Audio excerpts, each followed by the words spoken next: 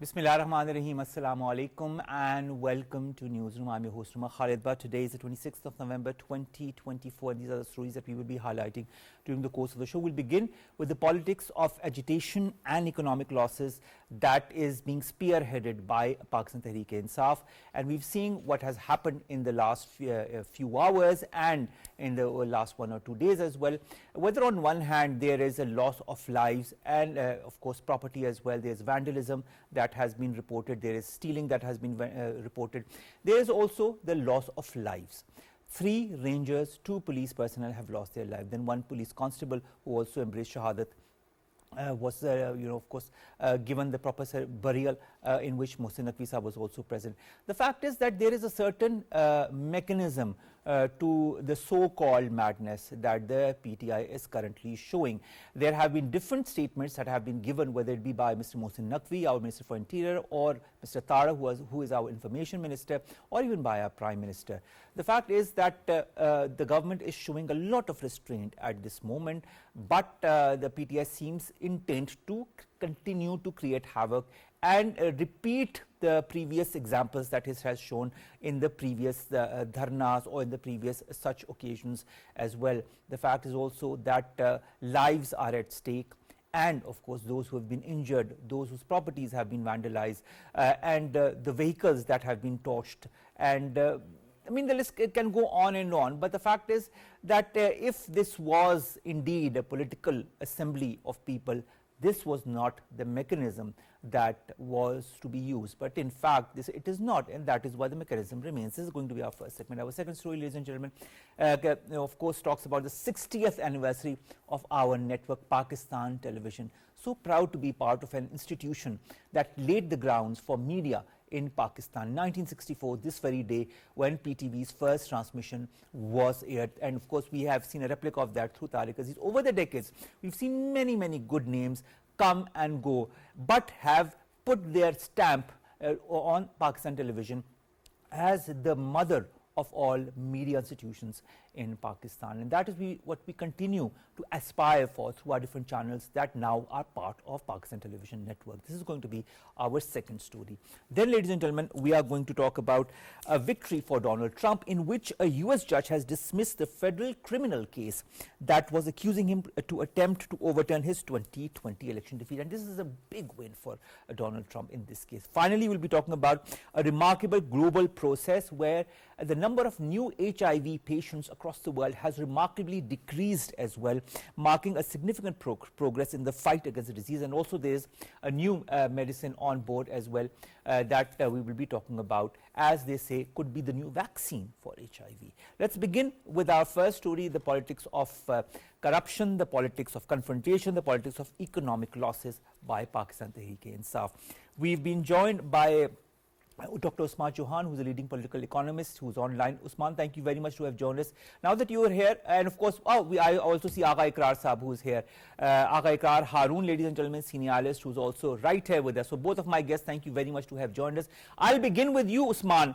Usman, economic losses have been seen openly. The Pakistan Stock Exchange dropped around 4,000 points today at the end of the day. Does any political party, whether it be PTI or any political party, when they come out to protest, do they understand the ramifications that it has for the country and its economy? I'd like to understand your take on that.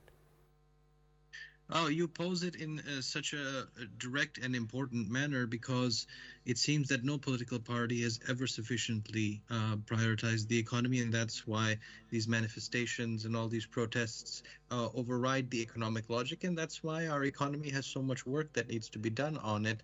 Unfortunately, there are competing interests, and the economy has often taken a back burner, and the stability that is required for economic progress has been left wanting time and time again, generation after generation. And so our call, yours and mine, I'm sure you're sympathetic to this, is for stability in the country and inclusivity in the country, so that the economy is, for the first time perhaps, made the priority that it needs to be. Of course, and that is what the priority needs to be, instead of local businesses closing down and people's lives at stake and people's businesses at stake and people's shops being vandalized. Is this the way any politics should be done in any country that calls itself a democracy? I'd like to ask that question again to Dr. Usman. No, absolutely. There should be stable and important, resolute mechanisms for dispute resolution. We are a democracy after all, and we have a constitution, and that provides for all of the various elements. And those are the sorts of necessities that business communities need. For those in Islamabad, they are in a difficult predicament because they may or may not agree with the manifestant, with the protesters. So they are under siege in the sense that their internet, their mobility, their ability to go to work, all of that is interrupted. I'm sure it wasn't easy for you to get to work. I myself am working from home. So this disruption does cause severe inconveniences, no doubt. I can agree with that much more, and we've had the same issues as well. Agha, Iqrar, Haroon, at least 119 people have been injured. 22 police vehicles have been charged in clashes just outside Islamabad and elsewhere in Punjab. Provincial Police Chief Usman has confirmed this, and he was saying, talking to Reuters when he said this. On top of that, the number of lives that have been lost, the 3 rangers who were martyred, the 2 policemen who were martyred, the police constable who was martyred as well, and the number of injured that continues. And of course, and the fact that this political party is trying to put all the blame on this current government as well. What a sad, petty state of affairs. What's your comment on that? Umar, thank you so much. We need to have a look into the history of this group, which you are calling political party, and I always call them cult. If you remember 2014, they dug graves in front of PTV building and Constitution Avenue, at Constitution Avenue. There were casualties, if you remember. Whenever they attacked capital, there are casualties. And they are not shy to accept, okay, we can do it. Because you can say the casting of this cult was like that. It was casted, you are beyond anything, you are bigger than country, and you are the only person who is righteous, and that is a caste. He is working, and now he's our former First Lady is leading this mindset. So whenever they are on the street, they don't care human lives. They don't care Pakistan's economy. And you look today, our index was about to touch 100,000, about to touch, and it dropped 3,300 points in one single day. And everybody knew it could happen, because when there is no security to investors are shy, and law and order situation is very much linked with the economic growth, and they know everything like that. Actually, they know it, and that is why they do it. I am very clear about that, and my opinion is I'm very clear, very categorical since that time when everybody was on the same page. Because this is a cult, and cult thinks about only the cult leader. They can even sacrifice their lives. They can go for a genocides, and they can go for a collective suicides. So whenever we talked about PTI, yes, Agha, Iqrar, it seems that the leadership has kind of changed hands, if I'm not wrong, and that is what is being said by a lot of analysts and a lot of political commentators as well. Muneeb, Qadir, political commentator, joins us online as well. Muneeb, thank you very much to have joined us. Muneeb, I'd like to understand why does a political party adopt a strategy of agitation in Pakistani politics and becomes, I mean, he uses this again and again to the detriment of Pakistan's economy, to the detriment of the Pakistani nation? Thank you for having me here. Our economy is losing 190 billion rupees per day. Currently, we're in such a situation where lack of access to internet and mobile network services has resulted in a huge hit to our digital economy, which has been and which is a source of revenue for so many people, especially the youth. And isn't it ironic that this political party, if I may so call it, PTI, has been branding itself as a youth-friendly and pro-youth party, and ironically, it's the youth which is suffering the most. I don't understand. Every single time that PTI decides that they're going to step out and they are going to engage in politics of agitation and demonstration of hooliganism and street power, why do our lives come at a standstill? This is not sustainable in the long term, and something needs to be done in accordance with the law, might I add, and in the most proportionate and peaceful way. But this cannot go on and linger on every now and then, that at a whim PTI decides that they are going to cause mayhem and anarchy on the streets. I mean, it's absolutely shameful that rangers and police officers are losing their lives, and those who are sitting at the very top tier of PTI leadership positions, they are comfortably traveling around in the Land Cruisers and carrying out their rallies and, transporting in their convoys. It's absolutely shameful. The Khyber Pakhtunkhwa Chief Minister, the kind of rhetoric that he has always resorted to, he should have been actually addressing the extremely unfortunate, tragic and deadly clashes which have taken place and which are still taking place in Parachinar and in the Kurum district in his province. But no, that just shows how out of touch the provincial government in Khyber Pakhtunkhwa is with the plight of their own people, because they don't consider the people of Khyber Pakhtunkhwa as their own people, and that is why they only consider that one person, because it's a cult. That's exactly what another of the panelists here said. It's a cult. So it's all about one person and one person alone. Why is he sitting in Adiara jail? How come and how dare anybody expect that the law should apply to that person in Adiara jail as well? This mentality has brought the country to a standstill, brought 3 provinces at least to a standstill. And, those who are entrusted with keeping law and order and keeping the peace, they are now paying the price with their lives. So something has to be done.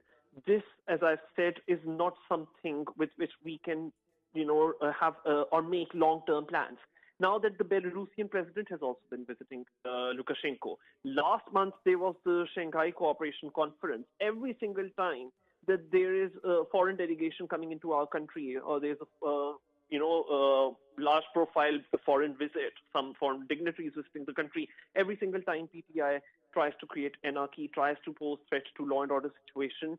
So I don't understand how come that the likes of Bushra Bibi and Aline Gandapur are roaming around in the surroundings of D-Chalk, and they are being able to do that with impunity and freely.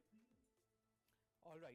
Stay online with us, Muneeb. We have lots more to discuss. Coming back to you, Usman. Usman, I'd like to understand, our Finance Minister Mohammad Aurangzeb says the ongoing protests by the opposition have resulted in a daily loss of 190 billion rupees to the federal government. He says a daily export-related loss of 26 billion rupees is also happening, with foreign investment suffering a daily setback of 3 billion rupees. Does any political party, especially those who create such an environment, understand the ramifications? Because, this is proof enough, this plus the KSE index that has dropped. You're right, because these numbers may seem just numbers thrown out there, but they have a logic to them. What the finance minister is referring to is the movement of goods and movement of people, which has an economic bearing. So, for example, if this city remains in lockdown indefinitely, it will become hard for you, for me, to procure even things like water. If things are in lockdown and the internet banking services don't work, we won't be able to access our money, and whatever cash we have will run out. So things start to get very ugly when you don't have access to things you take for granted. And for Islamabad, which is generally a peaceful city, a beautiful city, to have this level of disruption, we are simply not used to it, and it will get ugly if things continue along this path for residents. Once you run out of water, when the shops remain closed, they didn't get the trucks to supply to them, so even if they're open, they can't sell you anything.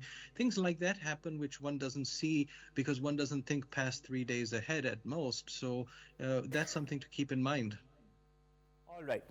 Agha Iqrar, I'd like to understand a statement made by Mohsin Naqvi Sahab, who's our Interior Minister. He says the protesters are using tear gas shells that are provided by the Khyber Pakhtunkhwa government. One tear gas shell costs around 4,000 rupees.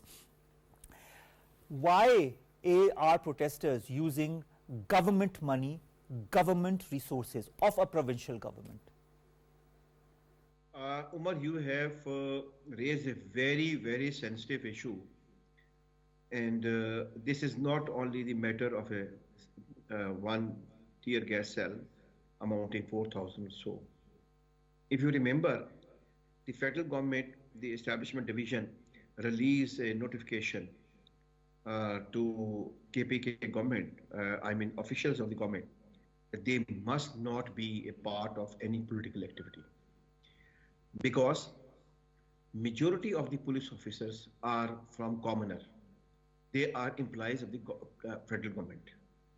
And the same with the PAS.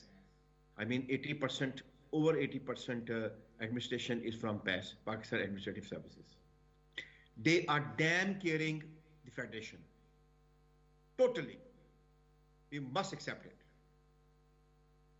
Right. This is a very dangerous phenomenon in Pakistani history. But you know, commoner, let me clean my point. Okay.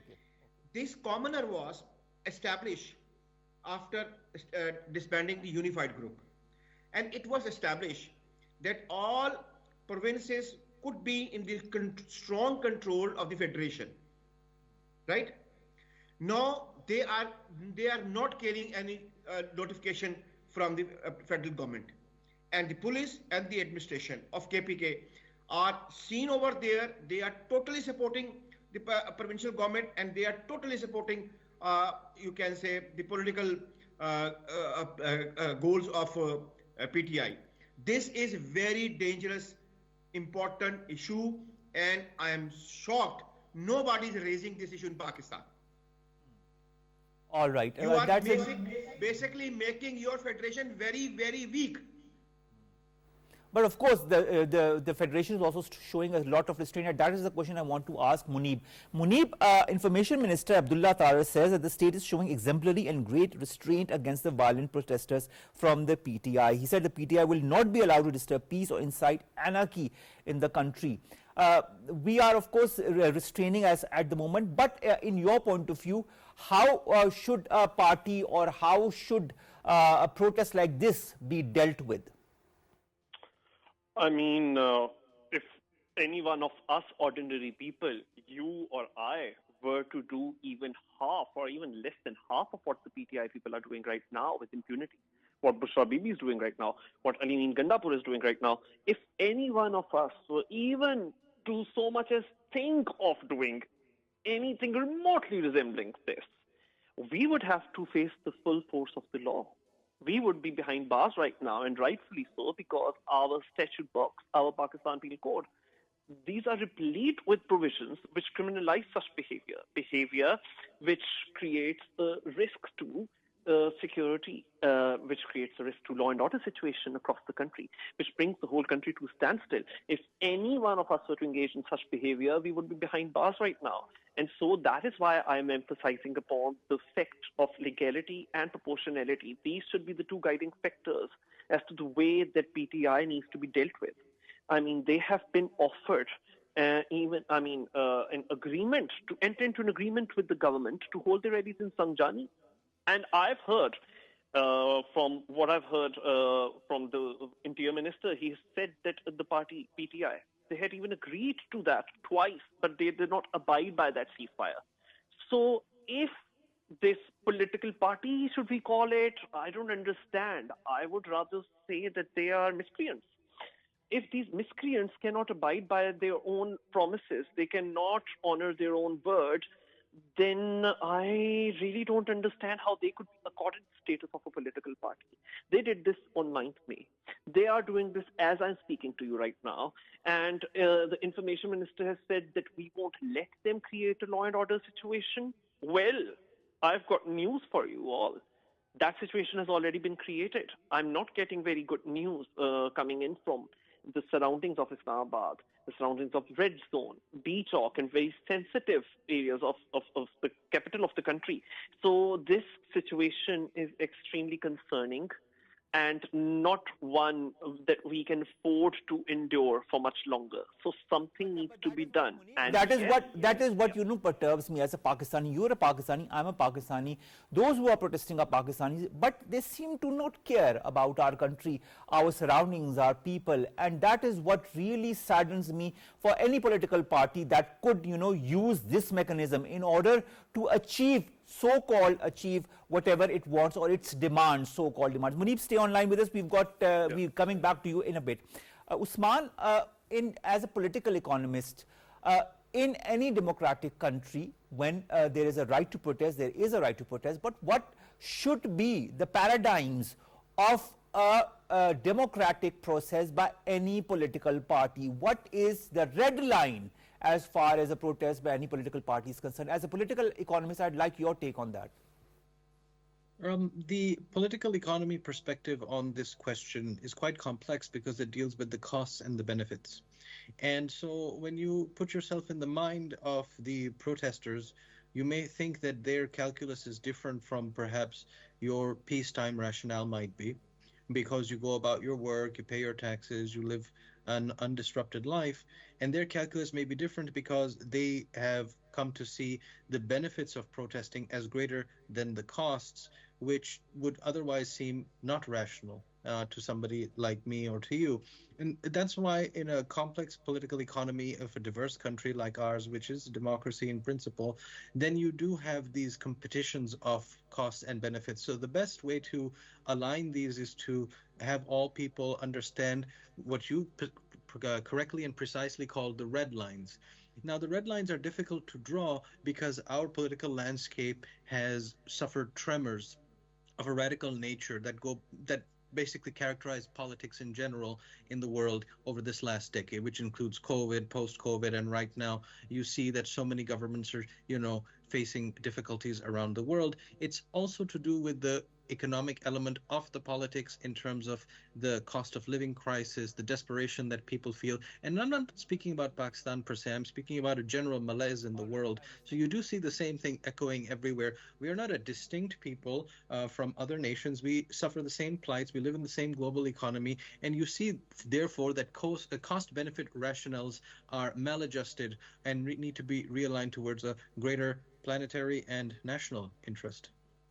Which is unfortunate when we see what is happening right now. And coming back to you, also, Agha Iqrar, Haroon, I'd like to again refer to our Interior Minister Mohsin Naqvi Saab, who regrets the action of this political party and saying this behavior is a source of embarrassment for the country. We are seeing that the timing, as Muneeb also pointed out a little bit before, whether it be the arrival of the President of Belarus with his 68-member delegation, whether it be the SCO summit, whether it be any, even in 2014 the Chinese president was supposed to be here, and their dharna even then was a source of this visit not happening.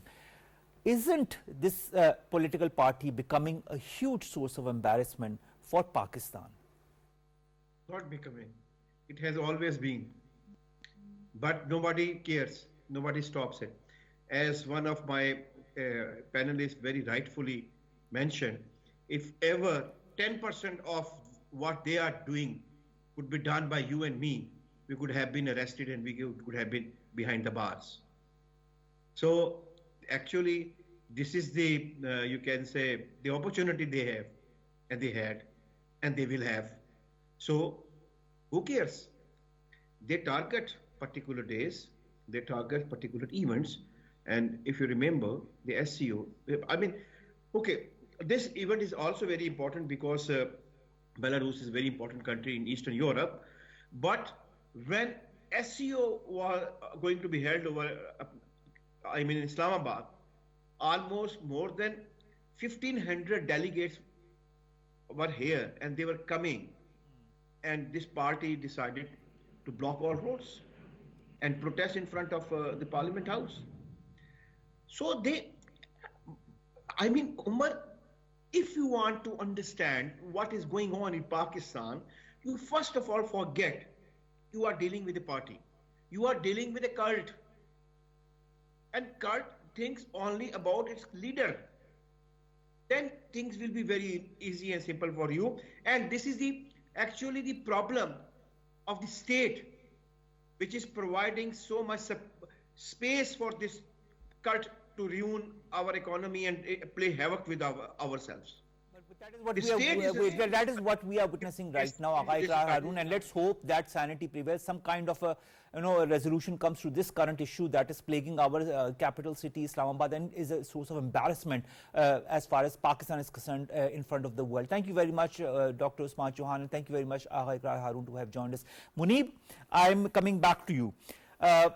The PTI's strategy, whether it be vandalizing, properties, we've seen how it happened at Sangjani as well, Toll Plaza. Several government properties have also been damaged. Here in Islamabad also, the same is being replicated. Then, of course, the timing of it all, whenever it happens strategically, whenever something important is happening in Pakistan's economic history or diplomatic history or political history. As a political analyst, Muneeb, I'd like to understand how should we deal with such a political party or a cult, as you've yourself mentioned it. I mean, what should be the paradigms of it all? By not conceding their demands, by not submitting to what they want to hold the whole of the country hostage to.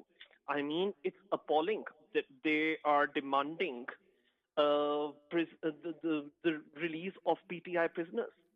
Which prisoners do they want to be released? People like Hassan Khan Niazi, who on 9th May 2023 were waving the uniform of the Corps Commander, which he had admitted to have stolen from the Corps Commander house. And he was making fun of the waist size of that trouser that he was waving. Those kinds of people, should they be released without any accountability or liability whatsoever? Or is it the PTI founder that they want to be released without any court of law acquitting him? I don't believe that countries can be run that way. I don't believe that politics can be done that way. But then that's what I'm saying. PTI is a particular entity which has no respect or no regard for parliamentary processes, for democratic norms. They only believe in taking to the streets to register their protests, and taking to the streets violently so. Because I can see video footage coming from verified sources, from extremely reliable sources, where you can see that not all, but large chunk of the so-called protesters are armed with dangerous weapons, and that poses a huge threat to the security of the nation. And who is, again, I'm asking, who's paying the price? It's people, traitors. It's people like students. Schools have been closed down. People cannot carry on with their daily business. So I don't understand why should those who have the least role to play in this absolutely ridiculous situation that has arisen, why should they be made to suffer? Why should those people who are creating this anarchy, who are creating this ruckus, why are they not facing the music? So they need to be held legally accountable. There needs to be a very transparent legal process. They ought to be tried in the ordinary courts, and the law should take its course. I don't understand, why is the law not taking its course? Why are these people out and about? Why are they not arrested in accordance with the law, as any of us would be? Let's wait and watch, Muneeb. Let's wait and watch. Let's see what the next couple of hours have in store for this particular political party and its, politics of anarchy and, creating economic losses for the country. There is a strategy, and of course, there seems to be a particular strategy concerning their protests, and it is to, downplay Pakistan's importance and to, undermine Pakistan's image, not only nationally but also internationally. Let's see what happens in the next couple of hours. We have all have our eyes glued to the events as they are going to unfold in the next couple of hours and maybe days. Thank you very much, Muneeb, to have joined us and to have been part of this. Let's come to our second story, and that concerns the 60th anniversary of Pakistan Television. 60 years, ladies and gentlemen, this network has grown up into, but 60 years of excellence, 60 years of wonderful, wonderful programming, and news that has always been solidified by information, education and verified sources. We've been joined by Erum Gillani. She has been an anchor person for Pakistan Television, and once an anchor person, always an anchor person. Isn't it so, Erum? That's completely correct. Assalamu alaikum, Omar. It's been exactly 7 years since we did any project together. Thank you very much for inviting me over, and congratulations for being part of this wonderful organization, Pakistan Television, celebrating its 60th birthday. And I feel extremely privileged to be part of this organization and celebrating as a part of this institution. How are you doing? I'm doing fine, and I'm so happy and so proud to have been part of this organization, continue to be part of this organization. So are you, Erum. The fact is that Pakistan Television has grown by leaps and bounds since 1964. Since the last few decades, yourself and myself, we've seen the further growth of this network as well into different channels. This English channel that began in 2013, and all the other channels, PTV Home, PTV News, PTV Sports, PTV Bolan and PTV AJK, PTV National and PTV Parliament. So, I mean, they have diversified and they are standing on their own 2 feet. When you look at all that, doesn't it make you feel so proud of having been a part of this whole process? Actually, Umar, I was thinking on the same lines that it started very humble, and yet it produced one of the most brilliant projects. And if you say the people who understand Urdu, the content which has been created, the dramas, the music, it has been shown to the academies. Especially, I've been to a neighboring country, India, for 5 years. I know how much weightage this content has there, and it gives immense pleasure, and it gives you a sense of pride, Omar, that our content, whatever we produce, as you said yourself, that we have done beautiful projects. If you talk about drama, if you talk about culture, you talk about music, you talk about any genre.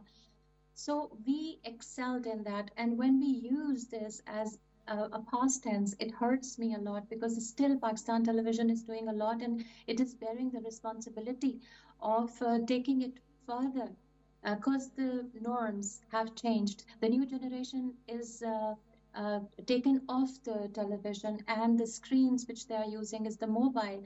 And I strongly believe that Pakistan Television has the potential to bring them back to the screens, because they are not getting connected anyways. And the way it connected all the provinces, and the patriotism which was inculcated in us as children, we were 80s kids, and we saw how much jubilance and how much festivity we used to feel, how much belonging we used to experience when it was 14th August, 23rd March, any national day.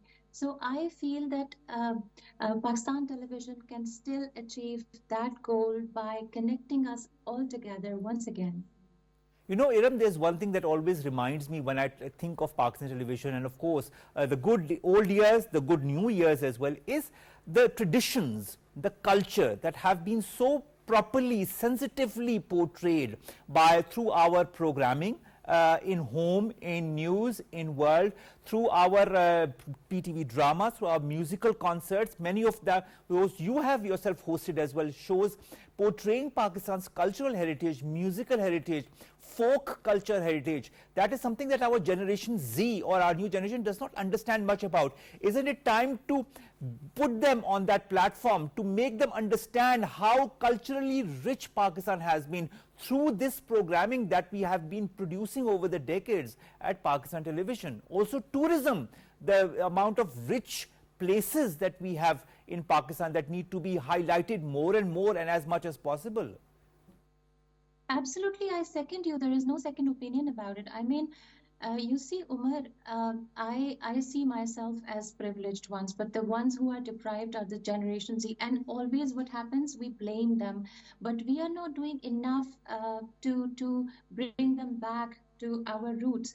You see, if you talk about me myself, I consider Pakistan Television as the second lap of my mom, Because we were not scared of putting our children in those times in front of the television screens, because everything which was coming out from any mouth or whatever content was given, it was so meticulously filtered. Everything had a moral of the story, everything had a direction and conclusion at the end of it. So we are missing that part somehow in this new era, when we got confused with so much of information. But we have to stick to those roots which you have just mentioned. Otherwise, we will not give these new kids a new direction, and to and a foundation to hold on to something. Patriotism and in nationalism is something which is very, very important to be taught to our children. It doesn't come automatically. It doesn't. So I will again say the Pakistan television, which is not very, very concerned about the TRPs, still can bear this responsibility of bringing the new generation back and reintroduce them in the same manner as we were introduced. That is so true. And I have so many good memories as a kid growing up, as a young adult, and watching the content, and how I learned from that content as well about our culture, about our music, about our traditions, about our family values, about our nationalism, on how we should be proud of the country that we are part of. And there was only one channel. There was only one channel doing all this. 5 stations, and they used to compete with each other. I don't know if you recall that or not, that every province was given a very fair time of air in those times, and they used to compete to produce the best of the best content. So this healthy competition also introduced us to our regional languages, to the people, their culture. We as part of one identity, instead of you see now. Of course, a very good work is being done now on other channels as well. But Pakistan television, it stands alone in that at that stage. I mean, and at one time I was hearing Atika Odhu, and she said that Pakistan television is the mother of all channels in Pakistan, and I completely agree with what she had to say. And something that we also need to talk about is the quality of dramas that has been the hallmark of Pakistan television. How forward was Pakistan television when in the 80s it used to take up issues, drama series written by Hasina Moin that talked about women's rights, that talked about feminism in a very forward and proactive and in a very traditional manner, yet put all the things in the right places. Don't you feel that is still lacking nowadays in the dramas that we watch in this day and age? You see, what I've been observing, it's my personal observation, and I am sure that other people are also noticing that now, if we talk about dramas, the first thing people and the analysts who are, the critiques, they are talking about the views, especially on YouTube. So, if we are after that level, and if we want to achieve that kind of excellence, that how many people are viewing us, and then it's a business. When you see media as a business tool, then I don't think we will ever be able to achieve what you and me are talking right now. We are talking about morals, we are talking about our own heritage and culture. So if you equate that with the business, then it doesn't make any sense, Omar. We have to separate these two identities, because what is happening, that if we take it as a business, then we forget that what we should give people to watch. We focus only on what people want to see. Please don't mix it up. Once a very famous George Bernard Shaw, he said that I write not for the ordinary people. I write for the people who can understand that. And he was under he was under criticism for saying that. And in Renaissance timings, when very big writers were coming, drama and literature, English literature, it was written in that era.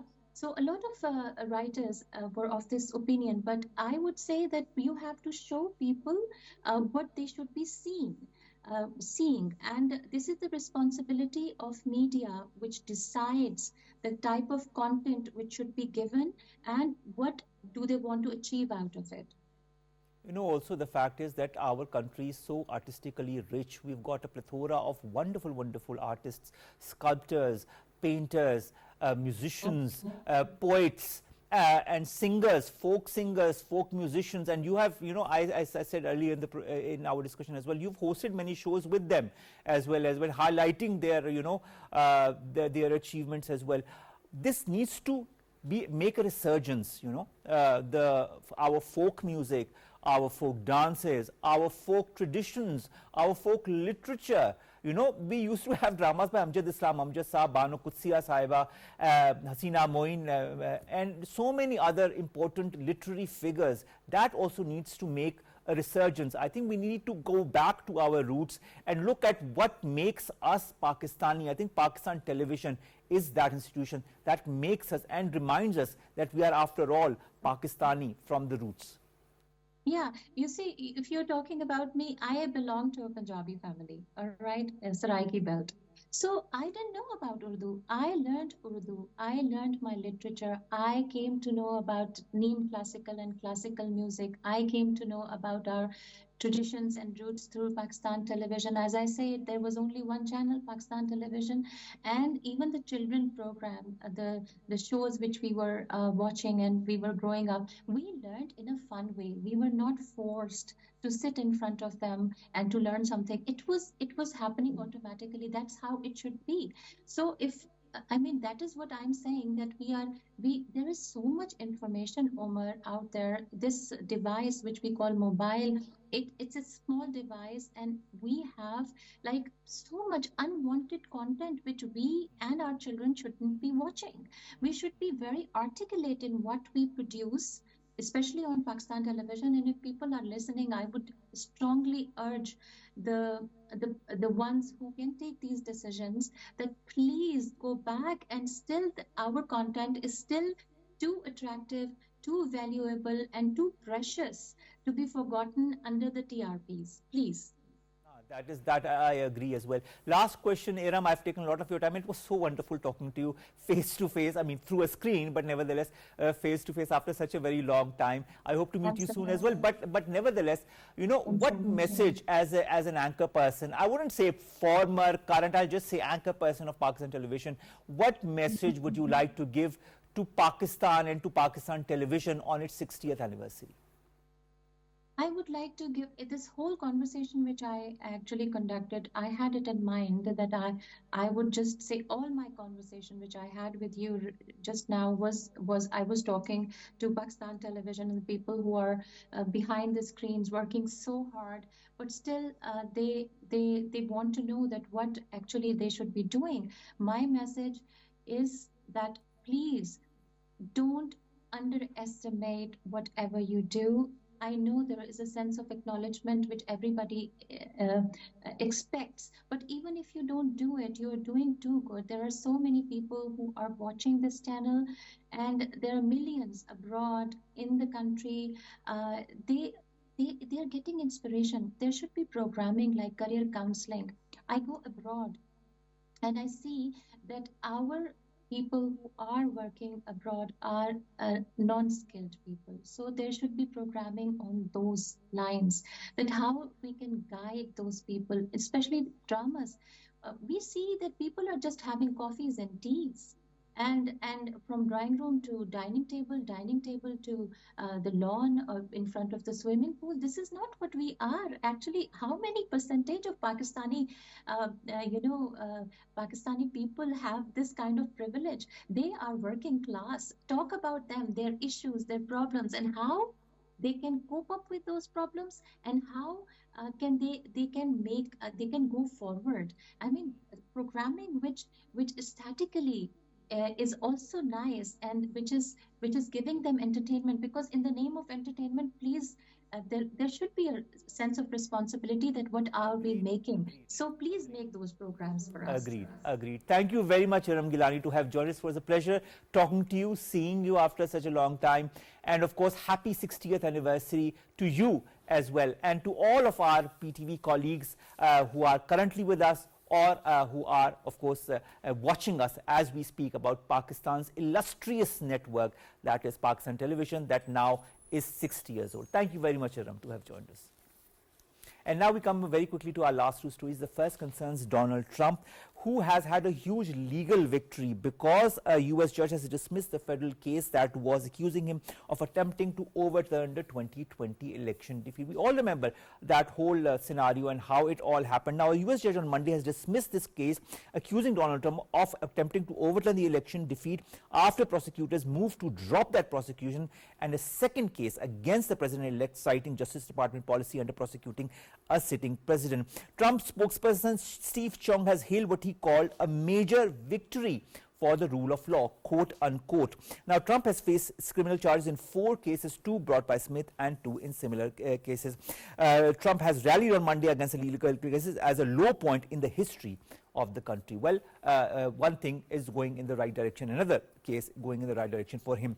Also, remarkable global progress, ladies and gentlemen, has been made as far as HIV is concerned. The number of new HIV infections and deaths has fallen across the world, which makes us believe that there is significant progress that is being made as far as this disease is concerned. Whether it be effective tools such as the pre-exposure prophylaxis that have proven to be extremely powerful in prevention against HIV, whether it be the proper information that is being disseminated in all the different hospitals and clinics across the world, and that has led to people understanding what the disease is all about and how to prevent themselves. Also, there's a new drug that has raised hopes as far as HIV is concerned. This drug, they say, can not only prevent it but can seem to be a vaccine for HIV. So let's see how this also happens, and maybe we'll be watching this vaccine being given to every newborn in the coming generations or in the next coming years. Anyways, good news as far as that is concerned. With that, ladies and gentlemen, we come to an end of today's newsroom. We'll see you inshallah tomorrow with new story segments that pertain to us, you in Pakistan. Stay safe. Allah Hafiz.